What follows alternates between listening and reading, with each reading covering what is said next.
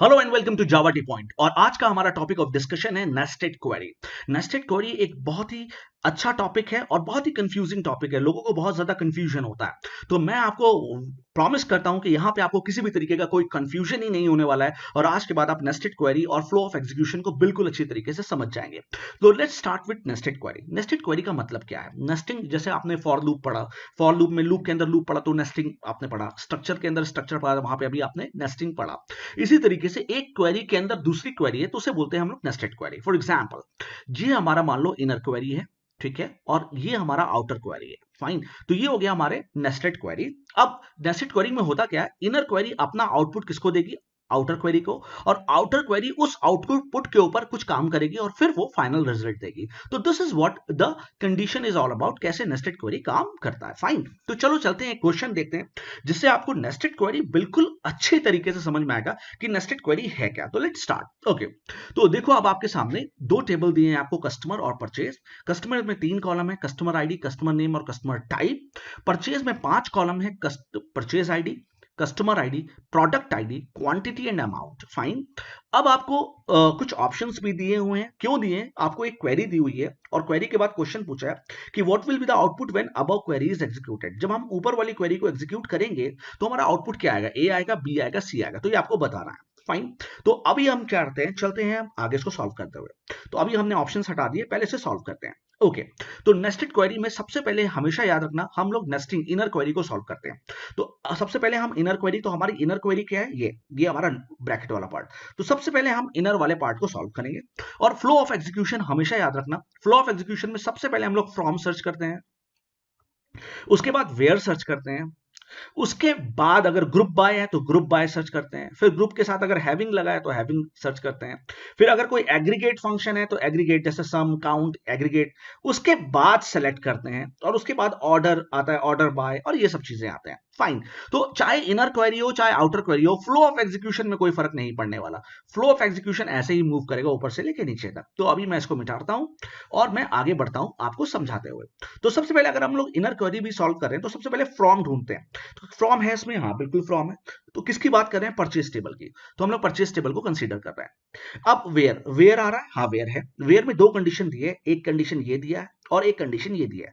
कह रही है कि उन्हीं टपल्स को सेलेक्ट करो जिसमें अमाउंट 300 से ज्यादा है, एंड लगा है। एंड का मतलब आप पता है आपको, एंड में दोनों कंडीशन ट्रू है तभी ट्रू होगा, नहीं तो ट्रू नहीं होगा। ठीक है, तो अमाउंट 300 से ज्यादा होना चाहिए और साथ साथ एंड क्या होना चाहिए? क्वांटिटी 2 होनी चाहिए, तभी वो टपल सेलेक्ट होगा। तो चलो चलते हैं कि अमाउंट 300 से ज्यादा है, हाँ ये एक पार्ट तो सेलेक्ट हो गया, एक पार्ट तो सर, और क्या क्वांटिटी 2 है, हाँ हाँ, तो ये वाला रो सेलेक्ट हो गया। फाइन, ओके, अब इधर आओ। क्या अमाउंट 300 से ज्यादा है? पहला ही गलत है तो दूसरे को चेक ही नहीं करेंगे।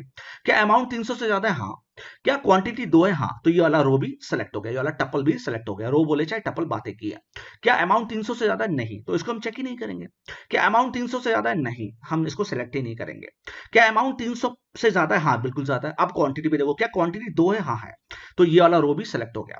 क्या अमाउंट 300 से ज्यादा है? हाँ ज्यादा है। क्या क्वांटिटी 2 है? हाँ हाँ, तो अब ये भी सेलेक्ट हो गया। तो फाइनली हमारे चार टपल सेलेक्ट हो गए, 1 2 3 और 4 टपल सेलेक्ट हो गए।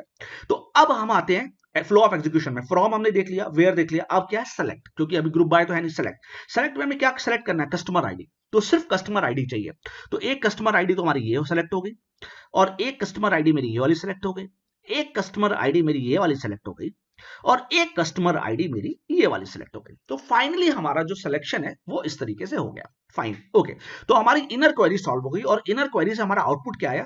C1076, C1074, C1085, C1065। Inner query से हमें आंसर आ गया। अब हम लोग सॉल्व करते हैं आउटर क्वेरी। तो आउटर क्वेरी है, फ्लो ऑफ एग्जीक्यूशन तो सेम है। सबसे पहले फ्रॉम ढूंढेंगे। फ्रॉम है, हाँ कस्टमर, किसको ढूंढ रहे हैं हम लोग? कस्टमर टेबल से बात कर रहे हैं। चलो, कस्टमर हो गया। अब वेयर है, हाँ वेयर है।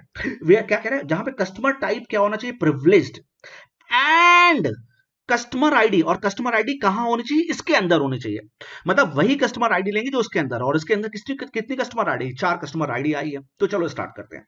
तो फ्रॉम कस्टमर सेलेक्ट कर लिया। अब कस्टमर आईडी, पहले कस्टमर टाइप प्रिविलेज, क्या ये प्रिविलेज है? नहीं, ये तो प्रिविलेज नहीं है, पहली कंडीशन फॉल्स हो गई, तो आईडी को हम चेक ही नहीं करेंगे। क्या कस्टमर टाइप प्रिविलेज? हाँ ये तो सही है, प्रिविलेज है। अब हम लोग चेक करेंगे क्या कस्टमर आईडी, ये वाली कस्टमर आईडी इसके अंदर है क्या? 1074 इसके अंदर है? हाँ, 1074 इसके अंदर है, तो ये भी सिलेक्ट हो गया। तो फाइनली हमारा ये वाला टपल सेलेक्ट हो गया। अब आओ, क्या कस्टमर टाइप प्रिविलेज्ड है? नहीं। क्या कस्टमर टाइप प्रिविलेज्ड है? हाँ, एक कंडीशन तो ट्रू हो गई। क्या कस्टमर आईडी, इसके कस्टमर आईडी इन इसके अंदर है? क्या 1056 इसके अंदर आ रहा है? नहीं। 10 इसमें सिर्फ 4 ही आ रहे हैं, जिसमें 1056 नहीं आ रहा, तो ये नहीं आ रहा, तो हम इस वाले टपल को सिलेक्ट नहीं करेंगे। अब लास्ट वाले टपल पे आओ, क्या कस्टमर टाइप प्रिविलेज्ड है? हाँ, बिल्कुल ठीक है। क्या कस्टमर आईडी 1055 इसके अंदर आ रहा है? नहीं, 1055 इसके अंदर नहीं आ रहा, तो ये भी सिलेक्ट नहीं हुआ, तो ये वाला रो भी सिलेक्ट नहीं हुआ। तो फाइनली हमारा एक टपल सिलेक्ट हुआ, ये वाला। अब आते हैं हम सेलेक्ट स्टेटमेंट। फ्रॉम हो गया, वेयर हो गया, हो गया। अब हम आते हैं सेलेक्ट पे। सेलेक्ट पे आते हैं और हम लोग चेक करते हैं क्या कस्टमर आईडी और कस्टमर नेम क्या है। तो कस्टमर आईडी और कस्टमर नेम, तो इसमें से कस्टमर आईडी है हमारा C1074 और कस्टमर नेम क्या है? फेलिक्स। तो हमारा क्या सेलेक्ट हो गया? C1074 और क्या हो गया? फेलिक्स। अब आओ ऑप्शंस की तरफ। तो देखो, ये हमारे पास ऑप्शन थे, ऑप्शन ए, ऑप्शन बी और ऑप्शन सी। तो आंसर क्या आया? C1074 और फेलिक्स। तो बिल्कुल सही। तो हमारा कौन सा आंसर सही हो गया? ऑप्शन सी सही हो गया। तो यहां मैंने आपको पूरी कोशिश की कि आपको मैं समझा सकूं कि नेस्टेड क्वेरी होता क्या है। और एट लास्ट मैं आपसे ये भी बोलूंगा, बहुत बहुत धन्यवाद। Thank you so much for watching Java T point. Please like, subscribe and share the channel. Thank you so much. Thank you very much.